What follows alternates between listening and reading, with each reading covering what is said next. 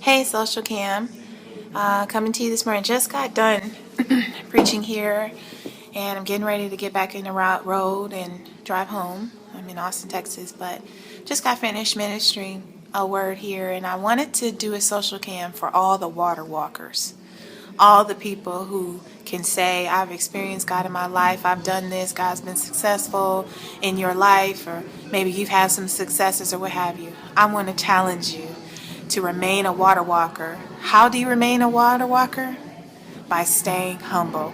You know, Peter got out of the boat, he walked on the water, and all the other disciples had the same ability, but nobody else got out of the boat but him. And I'm sure, I don't know. I know if I was one of the disciples in the boat, maybe I would have been in the boat kind of hating on Peter. Like, who does he think why you always got to be the one trying to go higher? Why can't you just be happy? I might have been a little jealous and maybe hating. So if the disciples were anything like me, then they're watching Peter walk on the water. Maybe there was a little bit of a little bit of satisfaction to see that he started to sink. If you thought you were so great to get on the water and ask Jesus in the first place to walk on the water, are you crazy? Then why, when the wind started blowing, which the wind was already blowing before he got out of the boat, why not do you start to sink? But I want to submit to you this. Peter could have very easily been like, you know what?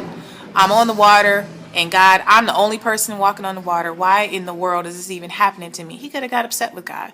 He could have been like, I figured this out, and he could have decided he gonna swim back to the boat. But he was still humble, even in his success, to turn around and to cry out to Jesus and say, help. And sometimes it takes more humbleness to actually ask for help. So many people are sinking because they've got so much pride. Maybe you've been in church all your life and you don't want to ask for help. You don't want to be accountable for anything because you're worried about what somebody else will think.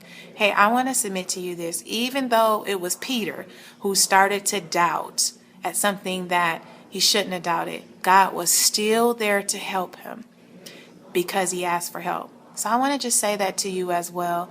One of the greatest things that I love about Jesus is that even in our imperfections, he is still there.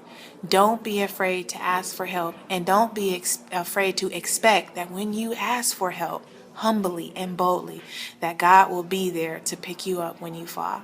Have a great Sunday.